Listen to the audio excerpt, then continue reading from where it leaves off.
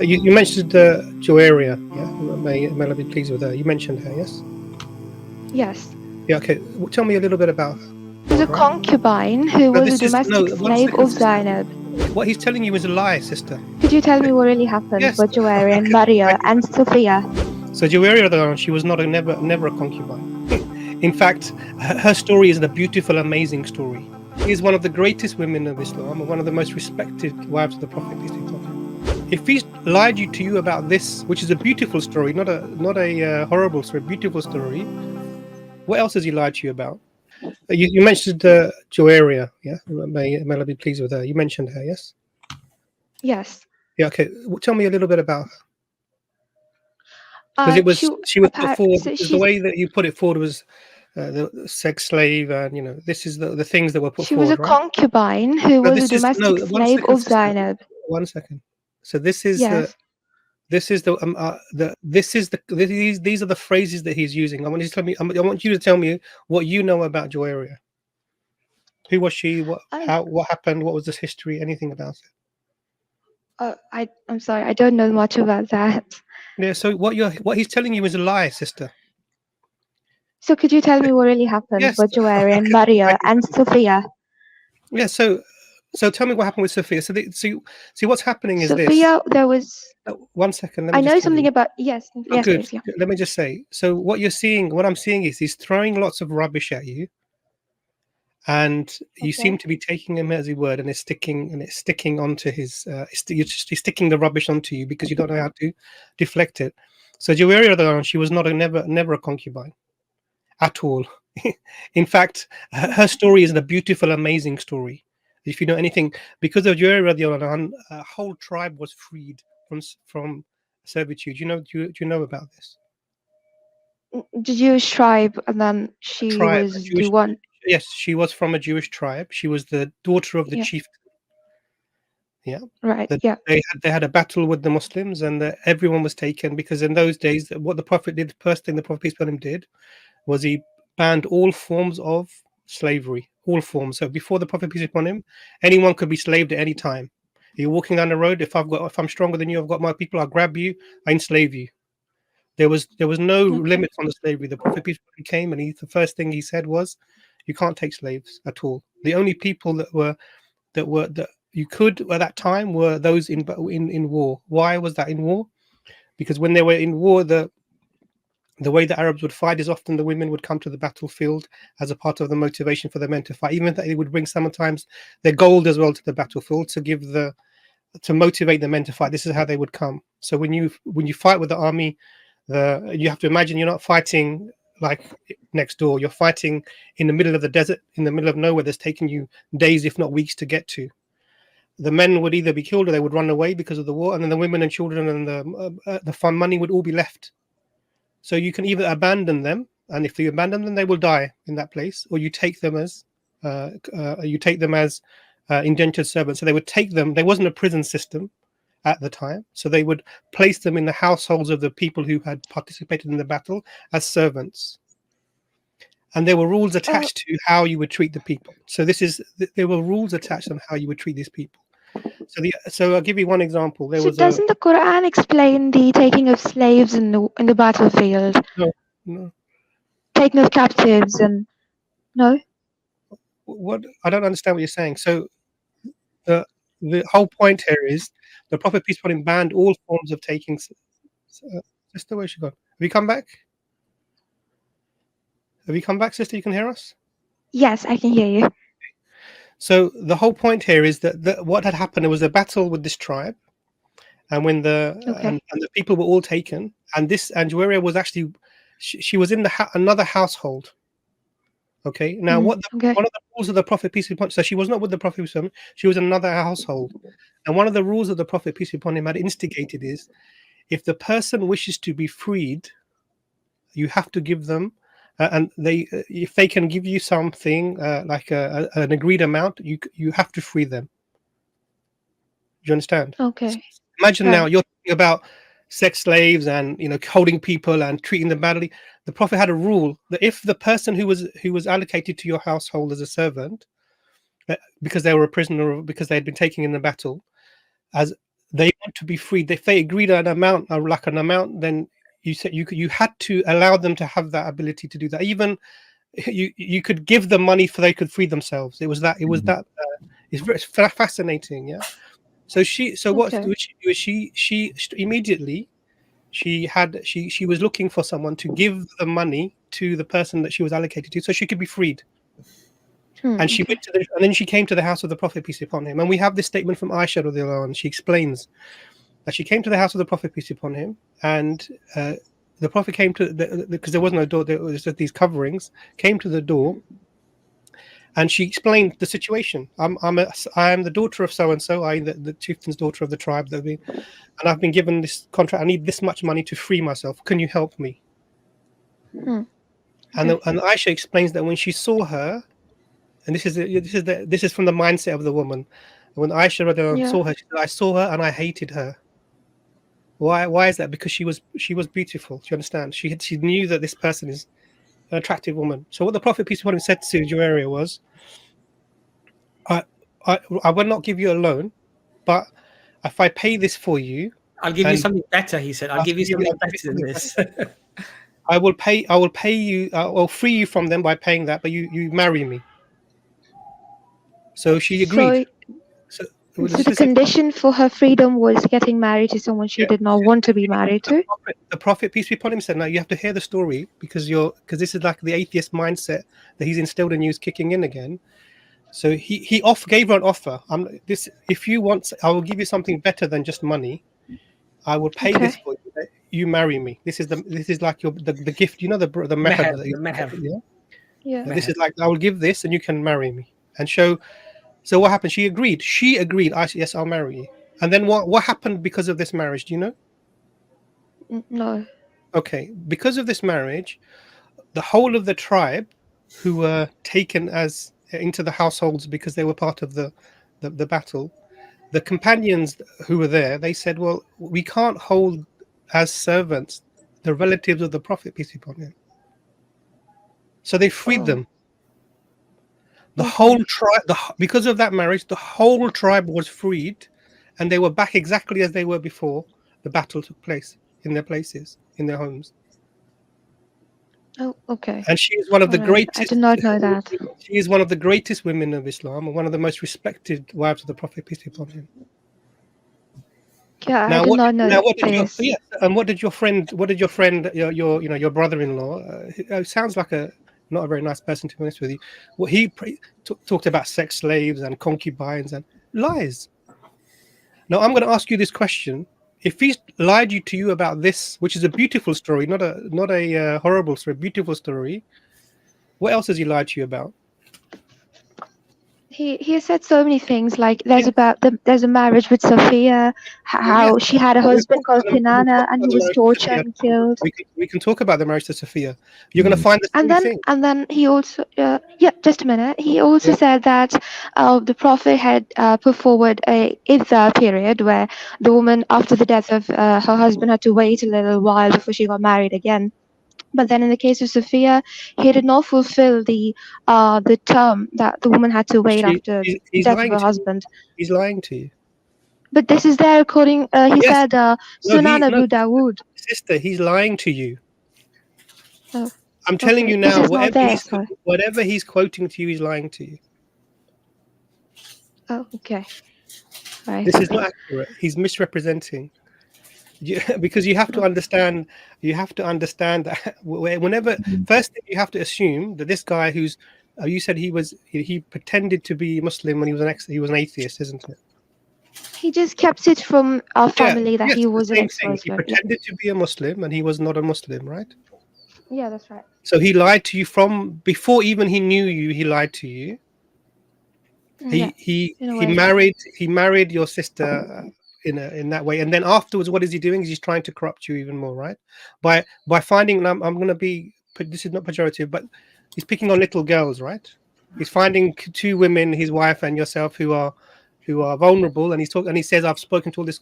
Come in 5 seconds. I've explained less than 5 minutes. I've explained this. Everything else he says, nothing is new. It's old, tired, weak things from the internet. If you Google anywhere, you'll find all of this stuff. Okay. You'll find all of this stuff. He's lying to you completely. Now, I want to ask you a Okay. question. What would be the atheist way of working out what is right and wrong? Um, I know I've heard of I don't know, I listened to Brother Abbas and everybody speak at the speaker's corner, and like I've heard people ask the same question, but I don't really know an answer to that. And like I said, I'm not an atheist. I'm a No, I'm not saying Muslim you are. who's having a lot of doubt. I That's it. understand. So What I I'm don't saying know to what you the is, atheist position would be. I will explain to you. And the reason I'm asking this question is because this is a question he needs Yeah. to answer. So there's only Okay. two positions you can have. Yeah, either you believe in some sort of evolutionary model of morality, okay, Okay. that we've somehow Yeah. evolved to have our morals, or you believe in a Oh, social model of morality that we take our morals from the societies that we're in. okay.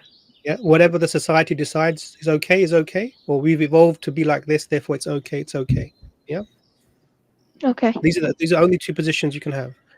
If either of those is the case, then anything done by any society by default is already moral. If there's Okay. But that societies that cannot we be go true. and we kill everyone, we go and we kill everyone, and we just take what we want, and this is how we do things. We've evolved like this, or actually our society says this is how our society to be. Then it's moral. What's wrong? There's no evolutionary argument against this, and there's no social argument against this.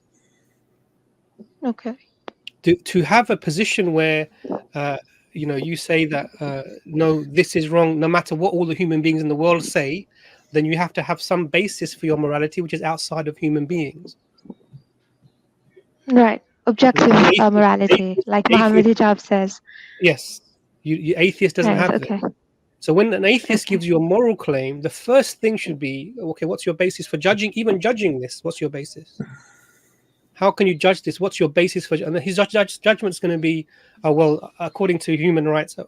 Which human rights are you talking about?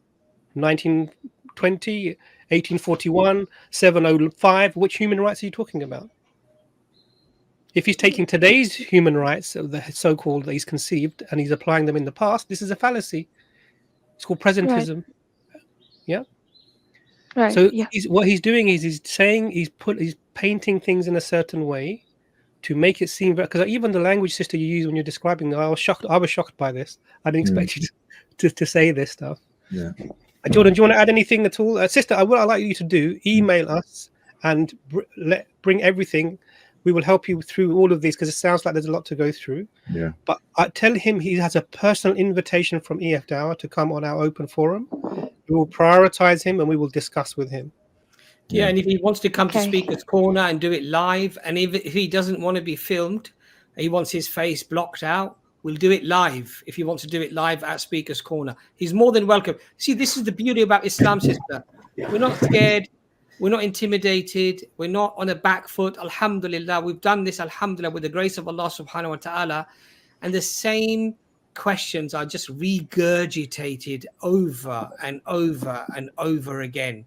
And they've been dealt with over and over again.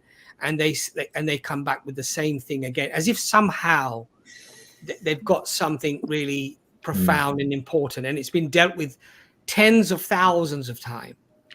Just before you, sister, before Brother Jordan comes in, I just wanted to say one thing to you.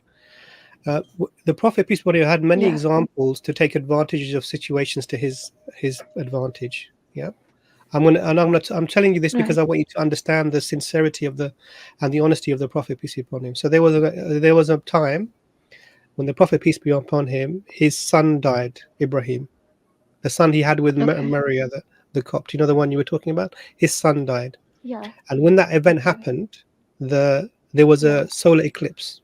The sky went dark. Okay. And the people came out and they started saying, see, this is a prophet of God. His son died and the sky went dark. Now, if this was a fraud, if this was someone who was pretending this is someone who could take advantage, what would you expect them to say? Yes. You expect them to say, yes, isn't it? Yes. Yeah. See, I told you I was a prophet because my son died and the sky went dark. This is what you'd expect from a fraud, isn't it? What did the Prophet, peace upon him, do at that time? What did he do? Did he deny it? He told them, "The sun and the earth are signs of God, and they do not rise or set for the death of any man." Oh, okay. He told them that All right. because he could have used that to his advantage, but he said, "No, these are just natural phenomena from the Creator, nothing to do with the death of anyone." Do you Right. understand? Okay. So That's this beautiful. tells you this absolutely tells you the sincerity, the honesty of the Prophet peace upon him, and how he was. This is why it's really important. You know, a love for someone is a function of knowledge. The more I Right. know Okay. someone, the more I know someone, the more I know someone, the closer I will become to them, and I will have love for them. If you want Right. to, Okay. if you want to know about, if you want to know about the Prophet peace be upon him, you learn, you start to fall in love with the personality of the Prophet peace be upon him. You want to know about the Creator, learn about what the things that Allah says and how He asks you to be, and all the things that He's promised. There, you will come to love Allah. If you're going to find out information, if I went to learn about you, sister, and I went to someone who disliked you, and they told me that she's like this and she does this, and then when I see you, I would have all of that in my mind, and I would be distant from you, and I would maybe even dislike you, because this is what these types of people do. Now, Right. the reason I'm saying this, because Brother, before you, yes, please, yes. Like, could I ask you one last question, please?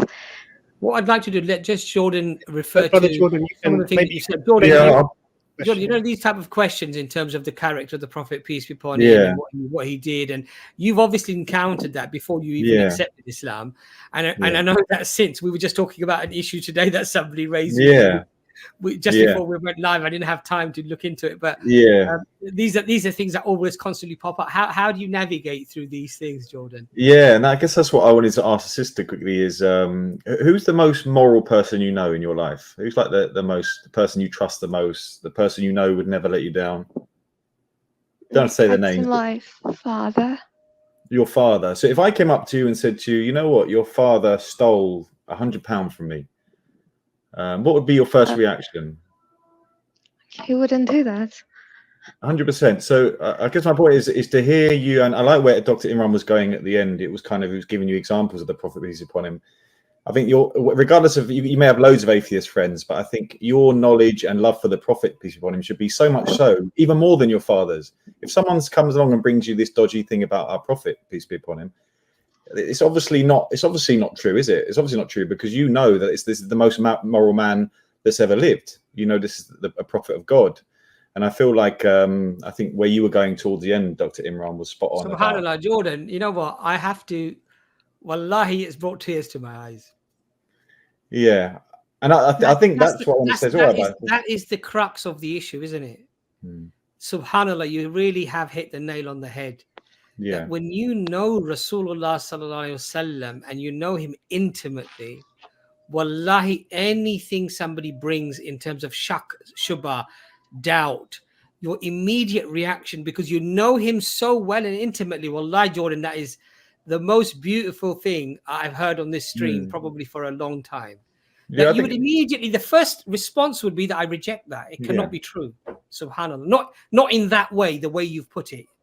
That is, mashallah, very profound. Wallahi, alhamdulillah. Jazakallah khair, brother Jordan. Yeah. Yeah, I guess that's all I'd say, sister, and like I said, if I'm honest with you, I didn't know everything Dr. Imran said there. I didn't know all of that information. But if someone comes to me with information about the Prophet, peace be upon him, is this, is that, I know for sure, well, hang on a minute, you're talking about the Prophet, peace be upon him. I know this is not true. And so I'm just saying that your first reaction shouldn't be, oh, you know what, maybe. And I think it should probably be a different way. And I think, like Imran said, I don't think you need to look too far. I don't know if you've read the Seerah. I don't know if you've even, Abbas always recommends the Yasir Qadi's Seerah on YouTube. Just look at even what non-Muslims say about our Prophet, peace be upon him, how trustworthy, how moral he is. So, yeah. I want to just put this comment up because I found it funny, yeah? A lot Abbas is like a proud Jedi master of his young Padawan. No, no. You got it the wrong way round, subhanallah, I want Jordan to be proud of me. I'm his, Padawan. He's my master, mashallah. It's not just because you come on the stream and you shout the loudest or say the most, it does not make you wise. What Jordan said there, in one sentence, I could have probably spoken for half an hour and I could not have covered that with that level of. And look, I'm not boasting Jordan to boast him at all. This is from Allah subhanahu wa ta'ala. If you're sincere, inshallah, may Allah make us sincere. It's Allah who places these things in our hearts. But that, what he said, you know, he's my master. I'm the Padawan. So you've got it the wrong way around. But sister, look, I hope that helped you. And I hope that you can see that there are so many facets of, mashallah, information here that you can tackle these type of comments that are being made. I don't want to say too much because I think Brother Imran and Jordan actually really covered it beautifully. But have you found that helpful, at least somewhere to start? Email us, Yes, inshallah. certainly. Yeah, email us. Yes, of course. Don't let your doubts fester. And inshallah ta'ala, we have an open invitation to whoever this person is. You're more than welcome to come on to EFDawah. You don't have to even show your face. We're not here to humiliate you or to make you look bad. Nobody will know who you are. But let's hear your arguments.